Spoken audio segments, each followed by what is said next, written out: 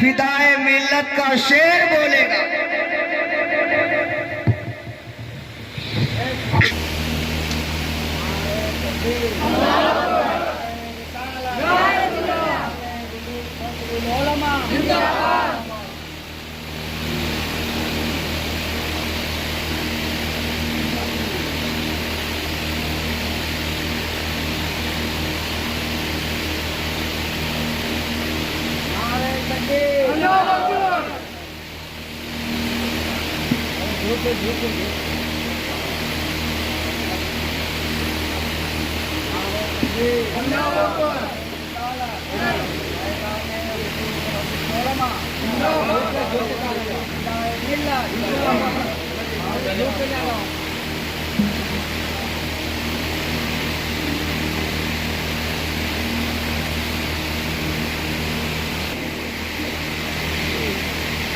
جلوہ فرما جملہ علماء کرام شورائے اسلام، جملہ سامعین و سامعات، السلام علیکم ورحمۃ اللہ وبرکاتہ۔ الحمدللہ الحمدللہ رب العالمین والعاقبۃ للمتقین سید الانبیاء والمرسلین من کان نبیا وآدم بین الماء والطین سید الکونین امام القبلتین جد الحسن والحسین سید الصابرین وعلى الطيبين الطاهرين وعلى شيخ الإسلام والمسلمين سيدنا عبد القادر محي الدين وعلى سيد الأولياء ولي الهند سيدنا معين الدين وعلى سيف رباني سيدنا نعيم الدين جيلاني رضی اللہ تعالی عنہم اجمعین وعلی آلہ وصحابہ اجمعین، اما بعد فاعوذ باللہ من الشیطان الرجیم، بسم اللہ الرحمن الرحیم، کل نفس ذائقۃ الموت، آمنت باللہ صدق اللہ العظیم وصدق رسوله النبی الامین المتین المعین الکریم ونحن على ذلك لمن الشاہدین والشاکرین والحمد للہ رب العالمین۔ غوث اعظم بمنی بے سر و ساما مدد، قبلہ دی مدد کعبہ ایما مدد، از پے صدر الافاضل شیخ من و جد من بدر منیر، کیجئے امداد ہم سب کی یا غوث اعظم دستگیر۔ کچھ عرض و معروض سے قبل نہایت ادب و احترام کے ساتھ اپنے آقا و مولا گنبد خضرا میں آرام فرمانے والے آقا، اندھیری قبر میں کام آنے والے آقا، روحی فدا جناب احمد مجتبی محمد مصطفیٰ مجتبی مرتضیٰ صلی اللہ تعالی علیہ وسلم کی بارگاہ بے کس پناہ میں، بارگاہ گوہر بار میں، بارگاہ عالی وقار میں درودوں کی ڈالی محبت کی تھالی میں سجا کر پیش کریں، پڑھیں باواز بلند درود شریف، اللہم صلی علی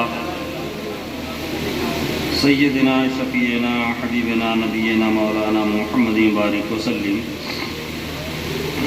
صلاۃ و سلاما علیک یا رسول اللہ صلی اللہ تعالی علیہ وسلم۔ ایک مرتبہ اور نہایت ادب و احترام کے ساتھ باواز بلند درود شریف کا نذرانہ پیش کریں۔ اللہ رب محمد صلی اللہ علیہ وسلم، نحن بعد محمد صلی اللہ علیہ وسلم، صلاۃ و سلام علیک یا رسول اللہ صلی اللہ علیہ وسلم۔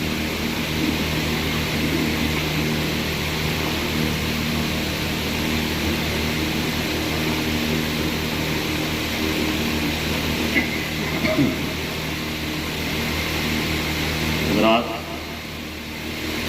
ہم اور آپ یہاں جس پاکیزہ بزم انی سبھا، جس جلسے میں، دینی جلسے میں حاضری کی سعادتیں حاصل کر رہے ہیں، یہ مرحوم مغفور عبدالقدوس صاحب کے ایصال ثواب کی غرض سے اس محفل پاک کا اہتمام، انتظام، انصرام کیا گیا ہے۔ اللہ تبارک و تعالیٰ کی بارگاہ میں دعا ہے، التجا ہے، استغاثہ ہے، مولا مرحوم مغفور عبدالقدوس صاحب کو اپنی جوار رحمت میں جگہ عطا فرمائے، کروٹ کروٹ جنت عطا فرمائے، ان کی قبر پر رحمت و انوار کی بارشیں عطا فرمائے، اور جملہ لواحقین کو صبر جمیل عطا فرمائے۔ آپ کی ہماری حاضری کو، علماء کی حاضری کو مولا اپنے اور اپنے حبیب کی بارگاہ میں شرف قبولیت عطا فرمائے، آمین۔ آپ نے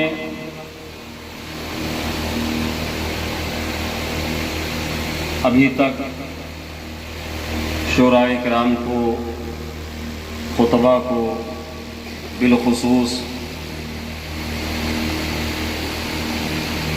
حضرت علامہ مولانا حافظ محمد حسین رضوی صاحب کا پرمغز جامع خطاب سماعت کیا۔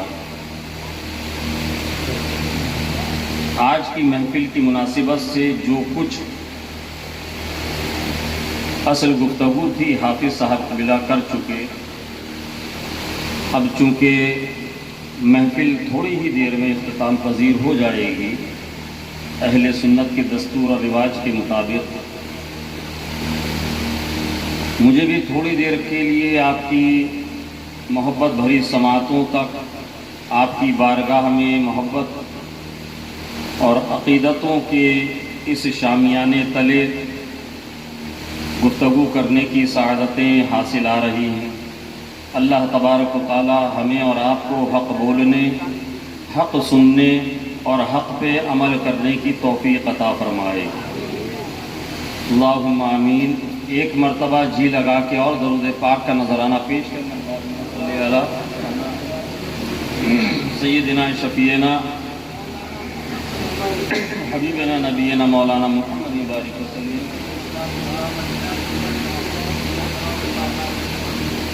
صلی اللہ تعالی علیہ وسلم۔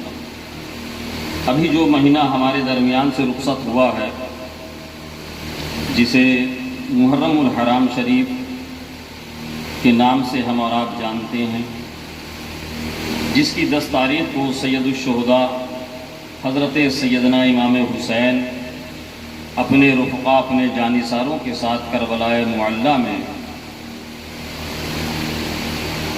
ان پر جو یزیدیوں کا ظلم ہوا، جو تشدد ہوا، جو آپ نے اس مذہب، اس دین اور شریعت مصطفیٰ کے لیے جو قربانیاں دی ہیں، اس عظیم قربانی کی رہتی دنیا تک اس کا احسان پوری کائنات مل کر بھی ادا نہیں کر سکتی۔ میں اپنی گفتگو کا آغاز کروں، میں چاہتا ہوں کہ حضرت امام حسین رضی اللہ تعالیٰ عنہ کے والد گرامی، حضرت شیر خدا فاتح خیبر، حضرت فاطمۃ الزہرا رضی اللہ تعالیٰ عنہ کے شوہر، حضرت مولائے کائنات کی بارگاہ میں 2-3 منقبت کے شعر پیش کرتا ہوں۔ اگر آپ کی اجازت ہو تو کہہ دیجئے سبحان اللہ۔ حضرت مولائے کائنات کی بارگاہ میں میری بگڑی بنانے کو، میری بگڑی بنانے کو علی کا نام کافی ہے، میری بگڑی بنانے کو علی کا نام کافی ہے، میری بگڑی بنانے کو علی کا نام کافی ہے، میری بگڑی بنانے کو علی کا نام کافی ہے، سوئی قسمت جگانے کو، سوئی قسمت جگانے کو علی کا نام کافی نعرے تکبیر، نعرے رسالت، فیضان حضور فدائے ملت، نعرے حیدری، نعرے حیدری۔ سوئی قسمت جگانے کو۔ ابھی آپ نے حضرت حافظ و قاری صدام صاحب سے بہترین منقبت سماعت کری۔ آج جو ہمارے اوپر یہ جو ظلم کے پہاڑ توڑے جا رہے ہیں، یہ ان کی طاقت کی وجہ سے نہیں بلکہ یہ ہماری ایمانی کمزوری کی وجہ سے۔ شعر ملاحظہ فرمائیں، سوئی قسمت جگانے کو علی کا نام کافی ہے، جو آپ بھی عزم و ہمت ہو مسلمانوں کے تیور میں، حق ہے، حق ہے۔ جو آپ بھی عزم و ہمت ہو مسلمانوں کے تیور میں، جو آپ بھی عزم و ہمت ہو مسلمانوں کے تیور میں، جو آپ بھی عزم و ہمت ہو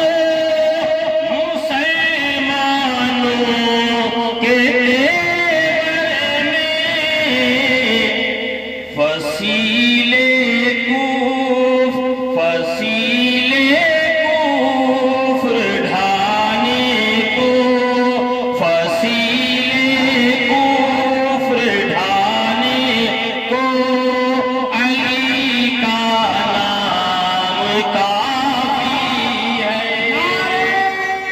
تکبیر، نعرے رسالت، فیضان حضور فدائے ملت، نجم العلماء، نعرے تکبیر، نعرے رسالت۔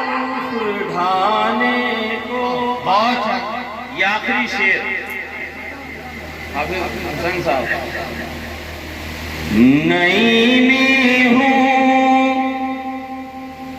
میں قربان کیوں نہ ہو جاؤں، میں قربان کیوں نہ ہو جاؤں، نہیں میں ہوں زمانے، سبحان اللہ، سبحان اللہ، نعرے تکبیر، میں نعرے رسالت، خانقاہ نعمیہ، خانقاہ نعمیہ، نعرے تکبیر۔ میں قربان کیوں نہ ہو جاؤں۔ ایک احساس میں قربان کیوں نہ ہو جاؤں، نہیں ہوں زمانے میں، میں قربان کیوں نہ ہو جاؤں، نہیں ہوں زمانے میں، قربان کیوں نہ ہو جاؤں، نہیں ہوں زمانے میں، میرے پورے گھرانے کو، میرے پورے گھرانے کو علی کا نام تکبیر، نعرہ رسالت، فیضان حضور صدر الفاضل، نعرہ تکبیر، نعرہ رسالت، سبحان اللہ۔ پورے گھرانے کو علی کا نام کافی ہے، میری بگڑی بنانے کو علی کا نام کافی ہے۔ جھوم کے درود پاک کا نظرانہ پیش کریں۔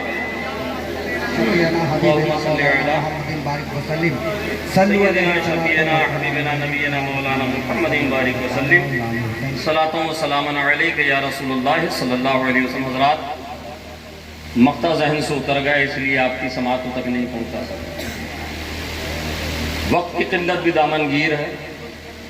میں نے جس آیت کریمہ کی تلاوت کا شرف حاصل کیا، بڑی مشہور و معروف، ہدایت فاطمہ زہرا کا صدقہ عطا فرمائے، آیت کریمہ اللہ تبارک و تعالیٰ ارشاد فرماتا ہے قرآن عظیم میں، کل نفس ذائقۃ الموت، جس کا سیدھا سادھا مطلب و مفہوم ترجمہ، جس کو ہمارے اور آپ کے امام احمد رضا خان اعلیٰ حضرت فاضل بریلوی رحمۃ اللہ علیہ نے بیان کیا۔ رب فرماتا ہے ہر نفس کو موت کا مزہ چکھنا ہے۔ اس کائنات عالم میں، اس پوری روئے زمین کے اوپر 200 سے زیادہ ممالک بستے ہیں۔ ان 200 ممالک کے اندر بے شمار مذاہب کے ماننے والے لوگ رہتے ہیں۔ ان بے شمار مذاہب کے اندر مختلف تہذیب و ثقافتوں اور کلچر کے لوگ پائے جاتے ہیں۔ بھانتی بھانتی کی زبانیں بولی جاتی ہیں، سب کے کلچر، سب کی تہذیبیں جدا جدا ہیں۔ اس کائنات عالم میں وہ لوگ بھی رہتے ہیں جو خدا کو ایک اور واحد مانتے ہیں۔ اس کائنات عالم میں وہ لوگ بھی بستے ہیں جو ایک سے زیادہ انیکوں کو خدا مانتے ہیں، اور اسی کائنات عالم میں وہ لوگ بھی بستے ہیں جو خدا کے وجود کا سرے سے ہی انکار کرتے ہیں۔ کوئی درختوں کو معبود مانتا ہے، کوئی پہاڑوں کو معبود ماننے والا بھی ہے۔ اپنی اپنی سنسکرتی کے مطابق، اپنی اپنی تہذیب اور کلچر کے مطابق زندگی گزارنے والے لوگ ہیں۔ عبادتوں کا طریقہ الگ، جینے کا طریقہ الگ، شادی بیاہ کا طریقہ الگ، بچے کی پیدائش کے رسومات کا طریقہ الگ، گھر میں کوئی دوسری خوشی کا موقع ہے، طریقہ الگ، سب کی زبانیں مختلف، سب کے کلچر مختلف، سب کے مذہب مختلف۔ پوری دنیا کے اندر بے شمار مذاہب کے لوگ ہیں۔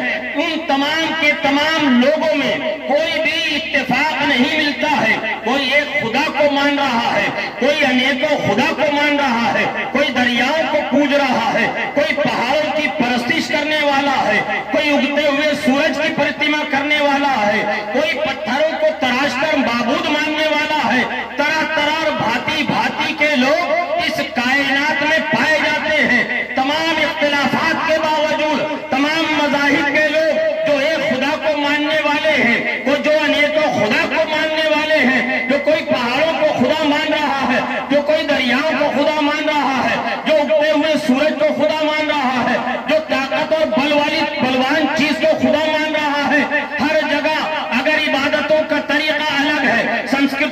طریقہ الگ ہے، تہذیب اور کلچر الگ ہے. پوری دنیا کی تہذیبیں اور کلچر اور تمام دنیا کے مذاہب کے لوگ ایک جگہ آ کر ایک ہی رائے ہو جاتے ہیں. تمام کے تمام لوگ ایک جگہ آ کر اپنی رائے کو جمع کر دیتے ہیں. یعنی سب کی رائے ایک ہے، سب کا نظریہ ایک ہے. وہ نظریہ کیا ہے، وہ رائے کیا ہے، وہ دھیان کیا ہے؟ وہ نظریہ یہ ہے کہ ہر نفس کو، ہر انسان کو مرنا ہے. سبحان. مرنا ہے، اس میں کسی کا اختلاف نہیں. خدا کو ماننے میں اختلاف، شادی بیاہ کے طریقوں میں اختلاف، دوسری رسومات میں اختلاف، مگر خدا کو ماننے میں اختلاف کرنے والے لوگ بھی جب موت کی بات آتی ہے تو وہ بھی کہتے ہیں ہاں ایک دن مرنا ہے، ایک دن مرنا ہے. یعنی موت برحق ہے. اگر کوئی یہ سوچے کہ درخت پر پکا ہوا پھل ہی گرے گا تو یہ سوچ لیجئے کہ وہ کسی وہم و گمان اور خام و خواہ کی دنیا میں ڈیرا جمائے ہوئے ہیں. اس لیے کہ آپ لوگ باشعور ہیں، نگاہ کے لوگ باشعور لوگ ہیں. آپ جانتے ہیں جب آم کا سیزن آتا ہے، ہم نے دیکھا ہے جہاں پکے ہوئے آم ڈال سے گرتے ہیں، وہیں کچھ ہم نے یہ بھی دیکھا ہے کہ آم تو دور کی بات ہے، انبیاء جو ہوتی ہے، چھوٹے چھوٹے جو ابھی آم کا وجود ہوتا ہے وہ بھی ٹوٹ کر گر جاتے ہیں. کچھ لوگ یہ سوچتے ہیں کہ جب آندھی آئے گی، تیز ہوا چلے گی تب گریں گے. نہیں، ہوا بند ہو تب بھی گر جاتے ہیں. کیا مطلب؟ اگر آپ یہ سوچ رہے ہیں 60-70 سال کی ہماری عمر ہوگی تب ہمارا انتقال ہوگا، تب ہم مریں گے، تو آپ کسی مغالطے والی دنیا سے باہر نکلیے، حقیقت کی دنیا میں آئیے. ہم نے دیکھا ہے جوان لوگوں کے جنازے جاتے ہوئے، صرف جوانوں کے نہیں بلکہ بچوں کے بھی ہم نے جنازے جاتے ہوئے دیکھے ہیں، جن کو بھی شعور بھی نہیں کہ زندگی کیا ہے، جن کو یہ تمیز اور امتیاز ہی نہیں کہ موت کس چڑیا کا نام ہے. ہم نے ان کے جنازے بھی دیکھے ہیں، ہم نے ان کے بھی جنازے دیکھے ہیں. یہ خواب غفلت سے مسلمانوں باہر آؤ. حضرت علامہ رومی رحمۃ اللہ علیہ مثنوی شریف میں ایک واقعہ نقل کرتے ہیں. حضرت علامہ رومی رحمۃ اللہ علیہ فرماتے ہیں جزیرہ نما ملک تھا جس کو ہماری زبان میں آج کل آئی لینڈ بھی کہتے ہیں، جو ٹاپو کے اوپر آبادی بستی ہے.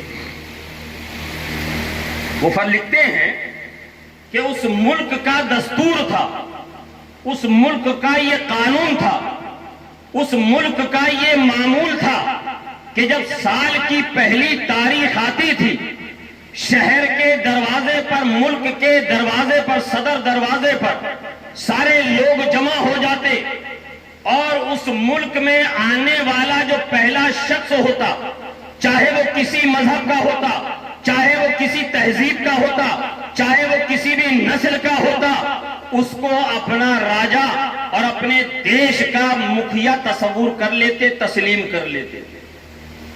سال بھر تک اس کی اطاعت اور فرما برداری کرتے، اور جب سال کا آخری دن آتا اسی راجا کو، اسی بادشاہ کو ہاتھ پیر باندھ کر گھنے جنگل کے اندر چھوڑ دیتے. چند ضروری چیزیں، ضروری سامان اس کے ساتھ رکھ دیتے، تھوڑا پانی، تھوڑا کھانا رکھ دیا. جتنے دن چلتا اس کے بعد کیڑے مکوڑوں کی وہ غذا بن جایا کرتا، پرندوں کی اور چرندوں کی وہ غذا بن جایا کرتا. اسی دستور اور اسی عمل کے مطابق سال کی پہلی تاریخ کو پورے ملک کے لوگ صدر دروازے پر کھڑے تھے. ایک انجان شخص آتا ہوا دکھا، ایک انسان آتا ہوا دکھا. تمام لوگوں کے چہرے پر خوشی اور مسرت کے آثار نمودار ہوئے کہ آج زیادہ انتظار نہیں کرنا پڑے گا، آج زیادہ کسی کی راہیں نہیں دیکھنی پڑیں گی. آج تو دن کے اجالے ہی میں صبح کے وقت ہی ہمارا حکمراں چلا آ رہا ہے. قریب پہنچا, لوگوں کو دیکھا کہ ایک جم غفیر کھڑا ہوا ہے. لوگوں نے اس کا بڑا شایان شان استقبال کیا. وہ آنے والا انجان انسان, آنے والا غیر مانوس انسان وہ دیکھ رہا ہے اور سوچ رہا ہے, تعجب میں پڑا ہوا ہے, یا اللہ آخر معاملہ کیا ہے. وہ پوچھ رہا ہے, لوگوں بات کیا ہے؟ میں تمہیں نہیں جانتا, تم مجھے نہیں جانتے, میرا تم سے کوئی تعلق نہیں, تمہارا مجھ سے کوئی تعلق نہیں, میں نے آنے کی کوئی اطلاع نہیں دی, میں نے آنے کا کوئی تار و پیغام نہیں بھیجا. کیا بات ہے, تم تمام کے تمام لوگ ملک سے باہر, شہر کے باہر کیوں کھڑے ہوئے ہو اور میرا اس طرح استقبال کیوں کر رہے ہو؟ لوگوں نے بتایا, لوگوں نے یہ بتایا, اس کو یہ سمجھایا, ہمارے یہاں کا پروٹوکول ہے, ہمارے یہاں کا دستور ہے, ہمارے یہاں کا یہ نظام ہے, ہمارے یہاں کا یہ قانون ہے. سال کی پہلی تاریخ کو جو پہلا بندہ آتا ہے وہ ہمارا بادشاہ بن جایا کرتا ہے. جو پہلا انسان آتا ہے اس کو ہم اپنا حکمراں بنا لیا کرتے ہیں. وہ کہتا ہے, لوگوں تم مجھے نہیں جانتے, میں تمہیں نہیں جانتا, ہم ایک دوسرے کو نہیں جانتے, اور تم جانتے کیا ہو میرے بارے میں؟ ارے میں تو ایک بزنس مین آدمی ہوں, میں تو ایک تاجر آدمی ہوں جو بغرض تجارت اس ملک میں آیا ہوں. مجھے تمہاری حکومت سے کوئی مطلب نہیں, مجھے تمہارے ملک سے کوئی مطلب نہیں, مجھے تمہاری کرسی بادشاہت سے کوئی سروکار نہیں. لوگوں نے کہا, اے انسانے والے انجان انسان, ہمارے یہاں کا دستور ہے, ہم اس میں کوئی رد و بدل نہیں کر سکتے ہیں. اگر تو خوشی سے مانے گا تو اچھی بات ہے, ورنہ زبردستی بھی ہم منوانا جانتے ہیں, زبردستی بھی منوانا جانتے ہیں. وہ بھی حیرت میں پڑ گیا, وہ بھی سوچ میں پڑ گیا, یا اللہ یہ کیسے لوگ ہیں, یہ کیسے انسان ہیں جو مجھے جانتے نہیں, جو مجھے پہچانتے نہیں, باوجود اس کے مجھے اپنا حکمراں اور بادشاہ بنانے پہ تلے ہوئے ہیں. کہنے لگے وہ تاجر کہتا ہے, سنو میری ایک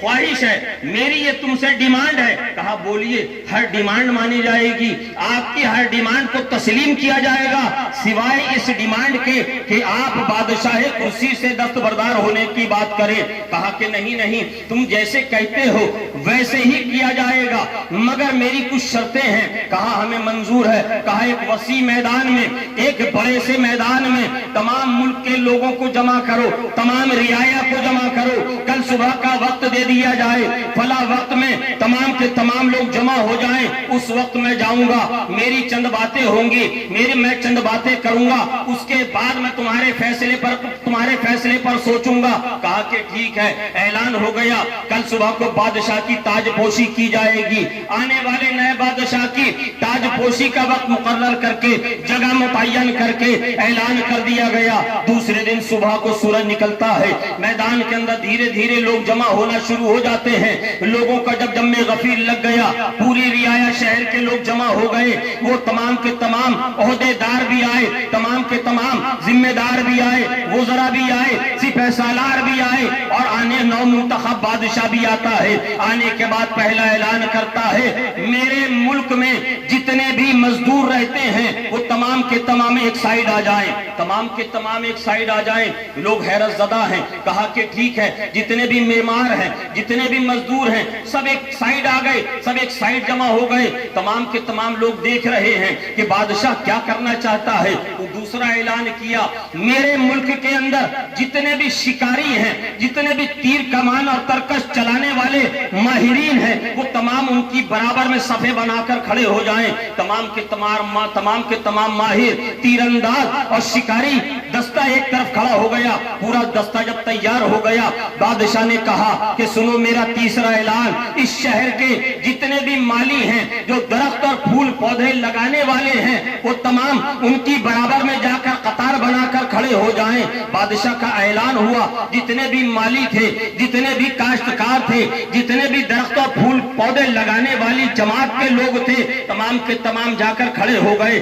بادشاہ نے کہا اب میرا چوتھا اور آخری اعلان سنو, جتنے بھی معمار ہیں, جتنے بھی مستری ہیں, جتنے بھی لکڑی اور پتھروں کو تراش کے مکان بنانے کا ہنر جانتے ہیں, جو طریقہ جانتے ہیں, وہ بھی ان کی برابر میں قطار بنا کر کھڑے ہو جائیں. وہ لوگ بھی جا کر کھڑے ہو گئے، صفیں درست ہو گئی، وزرا حیرت سے آنے والے نامنتخب بادشاہ کو دیکھ رہا ہے، سب لوگ حیرت سے سوالیہ نظروں سے بادشاہ کو دیکھ رہے ہیں۔ لوگوں نے سوال کیا، اے بادشاہ وقت کیا معاملہ ہے؟ ان تمام لوگوں کی جماعتیں تیار کرانے کا مقصد کیا ہے، مدعا کیا ہے؟ بادشاہ نے کہا کہ میں تاج پوشی سے پہلے ان تمام لوگوں سے یہ عہد اور یہ وعدہ لینا چاہتا ہوں، تمام وزراء یہاں موجود ہیں، تمام سپاہی یہاں موجود ہیں، کہ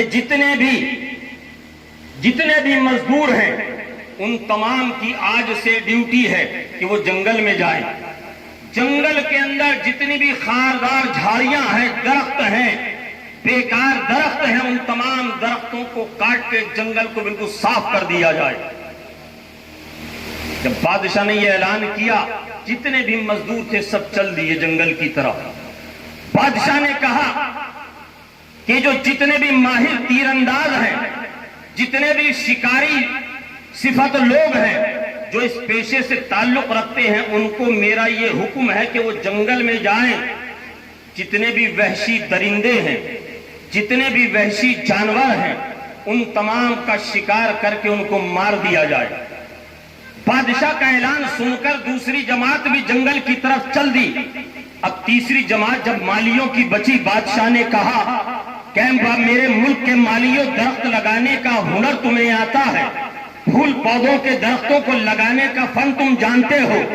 جب یہ جنگل کے شکاری جنگل میں جا کر یہ جانوروں کا شکار کر دیں، یہ زمین کو ہموار کر کے درختوں کو اور جھاڑیوں کو کاٹ دیں، تمہاری ڈیوٹی یہ ہے کہ جنگل کے اندر پھول پودوں کے خوبصورت حسین درخت لگا کر اس کو جنگل کو منگل بناؤ۔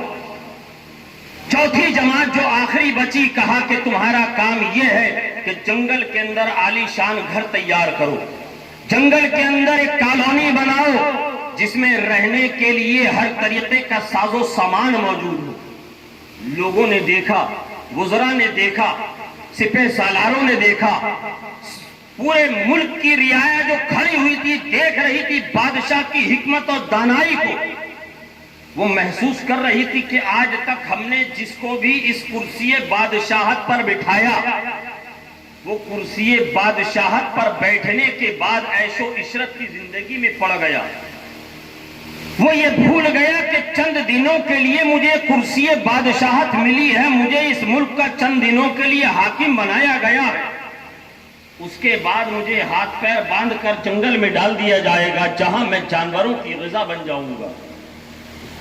مگر یہ بادشاہ اتنا دانا، یہ اتنا عقل مند، یہ اتنا ہوشیار اور سمجھدار تھا، یہ اتنا ہوشیار اور سمجھدار نکلا کہ اس نے جنگل جانے سے پہلے وہاں کے تمام خاردار جھاڑیوں اور درختوں کو کٹوا دیا، تمام وحشی درندوں اور جانوروں کو مروا دیا، وہاں کے جنگل میں پھول پودوں اور پھلوں کے شاندار سلیقے سے درخت لگوا کے جنگل کو منگل بنا دیا۔ اور جس جنگل میں وحشت تھی، جس جنگل کے اندر خوف پسرا ہوا تھا، اس میں بادشاہ نے ایک کالونی اور عالی شان محل اور مکان بنوا کر رہنے کا اور زندگی جینے کے سامان مہیا کرا دیے۔ یہ تو بڑا حکمت والا، یہ تو بڑا ہوشیار، یہ تو بڑا عقل مند، یہ تو بڑا دانش مند انسان ہے۔ بادشاہ وقت نے کہا کہ لوگوں، تم نے مجھے کرسی بادشاہت پر ضرور بٹھایا، تم نے مجھے کرسی بادشاہت پر بٹھایا، مگر میری منشا کرسی بادشاہت پر بیٹھنے کی نہیں تھی۔ مگر جب تم نے مجھ سے اصرار کیا، جب تم نے مجھ سے زبردستی کری، تو میں سمجھ گیا کہ مجھ سے پہلے جتنے بادشاہ بیٹھے ہیں وہی بیٹھنے کا طریقہ اگر میرا ہوگا تو جب سال کا آخری دن ہوگا، جو انجام ان تمام کے ساتھ میں تم نے کیا ہے وہی انجام میرے ساتھ کرو گے، وہی طریقہ میرے ساتھ اپناؤ گے، مجھے بھی جنگل میں لے جا کر ڈال دو گے، مجھے بھی جانوروں اور کیڑے مکوڑوں کی غذا بنا دو گے۔ اس لیے میں نے جنگل جانے سے پہلے اپنے جنگل میں رہنے کا انتظام اور اسباب بنا لیے۔ حضرت علامہ عارف رومی فرماتے ہیں، حضرت عارف رومی فرماتے ہیں، ایک مومن اور مسلمان کی پہچان اس بادشاہ، اس عقل مند بادشاہ کی سی ہے، اس عقل مند بادشاہ کی سی ہے جو قبر میں جانے سے پہلے قبر کی تاریخ سجدوں سے روشن کر لیتا ہے، سبحان اللہ سبحان جو قبر کی وحشت کو، جو قبر کے سناٹے کو قرآن کی تلاوتوں سے آباد کر لیتا ہے، جو قبر کی خشکی کو صدقہ اور خیرات کے ذریعے سے سرسبز و نیک اعمال اور اعمال حسنہ کے ذریعے سے سرسبز و شاداب بنا لیتا ہے، اس لیے کہ عمر دراز مانگ کر لائے تھے 4 دن، 2 آرزو میں کٹ گئے 2 انتظار میں۔ سبحان ہم اللہ یہ سوچتے ہیں، نعرہ رسالت فیضان حضور فدائے ملت، 2 آرزو میں کٹ گئے 2 انتظار میں۔ اے مسلمانوں، اگر آپ یہ سوچ رہے ہیں ابھی ہم جوان ہیں، ابھی ہم توانا ہیں، ابھی ہم طاقتور ہیں، ابھی تو ہمارے سر اور داڑھی کے بال بھی نہیں پکے ہیں، ابھی ہم کہاں مرنے والے ہیں، تو یاد رکھنا کل نفس ذائقۃ الموت، رب کا اعلان ہے، ہر نفس کو موت کا ذائقہ چکھنا ہے، سب کا وقت مقرر ہے، سب کا وقت متعین ہے، جس کا نمبر جب لگ جائے، جس کا نمبر جب آ جائے۔ اے مسلمانوں، اپنے آنے والے وقت کی بربادی سے بچو، اپنے آنے والے وقت کو برباد کرنے سے بچو، اپنی زندگی کو طریقہ مصطفیٰ کے تحت گزارو۔ ابھی حافظ صاحب قبلہ خطاب کر رہے تھے، میں قیام گاہ سے سن رہا تھا کہ حضرت فرما رہے تھے کہ جب جنازہ کفن اور غسل کے بعد جب چلتا ہے، اس نے زندگی میں جو کچھ کیا، جو بھی اس کا فعل، جو کچھ اس کے اعمال تھے، ان کے باوجود وہ سب عزت و تکریم کے ساتھ اس کے جنازے کو اٹھاتے ہیں، کندھے پر اٹھا کر اس کو لے کر جاتے ہیں۔ کیوں؟ مولانا فضل الرحمان افضل القادری صاحب کا وہ شعر یاد آ رہا ہے کہ کرتے ہیں احترام جنازے کا اس لیے، جی جی سبحان کرتے ہیں احترام جنازے کا اس لیے، وہ کرنے جا رہا ہے زیارت رسول کی، سبحان اللہ سبحان وہ اللہ کرنے جا رہا ہے زیارت رسول کی۔ اے مسلمانوں، قبر میں ہمیں اور آپ کو انشاءاللہ حضور کا دیدار نصیب ہوگا، کہ یہ کرنا ہے کن آنکھوں سے کیجئے گا؟ ان آنکھوں سے جو دوسرے کے مال کو حسد بھری نگاہوں سے دیکھتی ہیں، ان نگاہوں سے کیجئے گا جو دوسرے کی بہو بیٹی کے اوپر نظریں رکھتا ہے۔ کیا ان آنکھوں سے آپ یہ آرزو رکھتے ہیں کہ ان آنکھوں سے آپ کو زیارت رسول نصیب ہوگی؟ اگر رسول پاک صلی اللہ تعالی علیہ وسلم کی زیارت قبر میں کرنی ہے تو ان آنکھوں کو پاکیزہ بناؤ، ان آنکھوں کو پاک کرو، صرف باہر نہیں، گھر کے اندر، محفل میں ہو تو بھی، تنہائی میں ہو تو بھی، اس لیے کہ آج ہماری محفلوں سے زیادہ آلودہ ہماری تنہائیاں ہو گئی ہیں، چونکہ ہمارے ہاتھ میں موبائل ہوتا ہے، اس موبائل کے ذریعے سے ہم طرح طرح کی بری چیزیں موبائل میں دیکھتے ہیں، یہ سوچتے ہیں کوئی نہیں دیکھ رہا، ہم یہ بھول گئے کہ ہمارا رب جو ہماری شہ رگ سے بھی زیادہ قریب ہے، یہ سبحان اللہ، سبحان اللہ مانتے ہیں یا نہیں؟ آپ کا رب آپ کی شہ رگ سے بھی زیادہ قریب ہے نا؟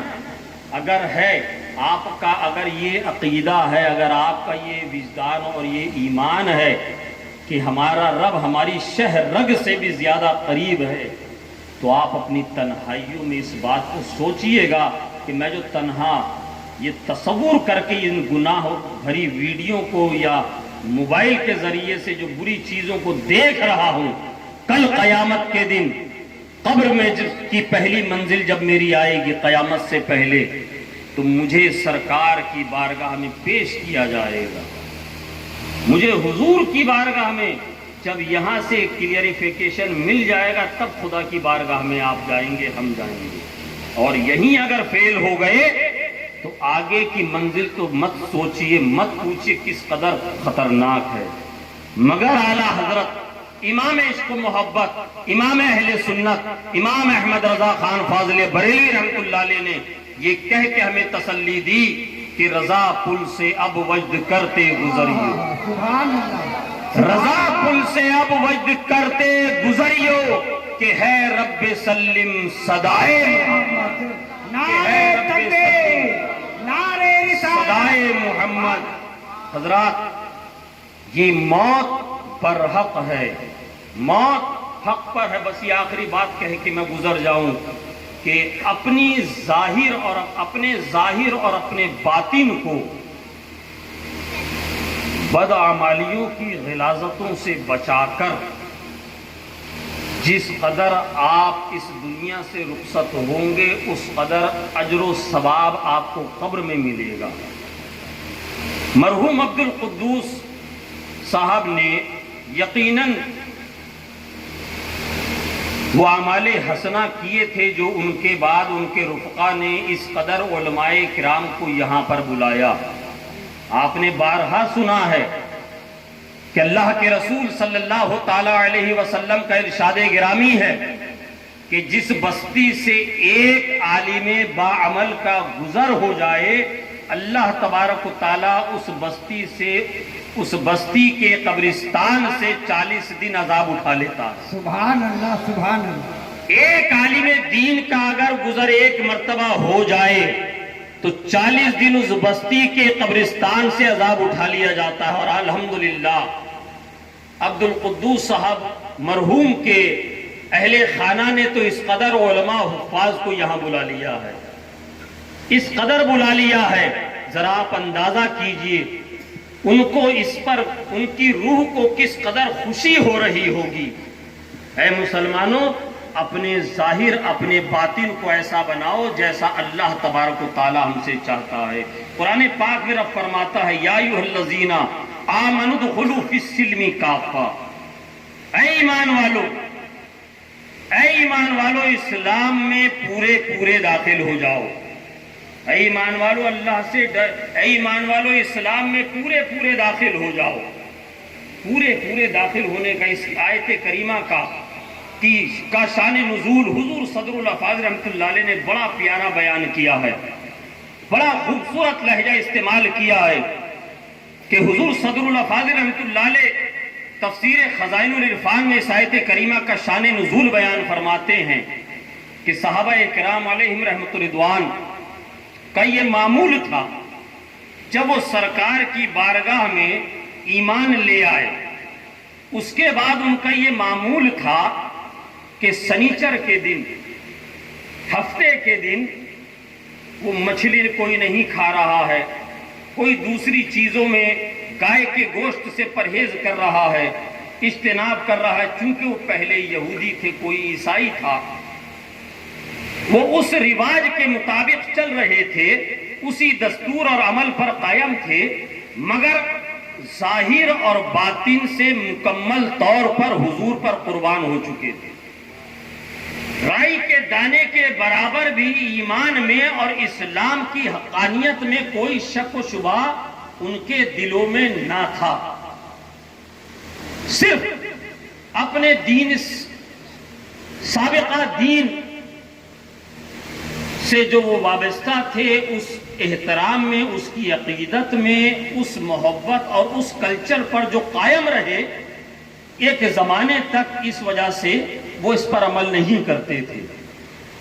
رسول پاک صاحب لولاک باعث تخلیق کائنات صلی اللہ تعالی علیہ وسلم کو جب غلاموں کے بارے میں یہ خبر ملی تو رسول پاک صلی اللہ تعالی علیہ وسلم کی بارگاہ میں حضرت جبریل امین یہ آیت کریمہ لے کر نازل ہوئے کہ ایمان والو، اللہ تبارک و تعالی ارشاد فرماتا ہے کہ اسلام میں پورے داخل ہو جاؤ، یعنی جو کچھ عادتیں، جو کچھ روایتیں، جو کچھ کلچر تمہارا سابقہ مذہب کے وقت میں تھا، اسلام میں داخل ہونے سے پہلے تھا، اب اس عمل کو، اس طریقے کو چھوڑ دو جس کو پیغمبر اعظم صلی اللہ تعالی علیہ وسلم نے جائز اور حلال طیب فرما دیا ہے، وہ کھانے کی جس کی اجازت تمہیں دے دی گئی ہے، بلا چون چرا اب تم اس کا استعمال کر سکتے ہو، اس لیے کہ رب نے تمہارے لیے اس کو حلال فرما دیا ہے۔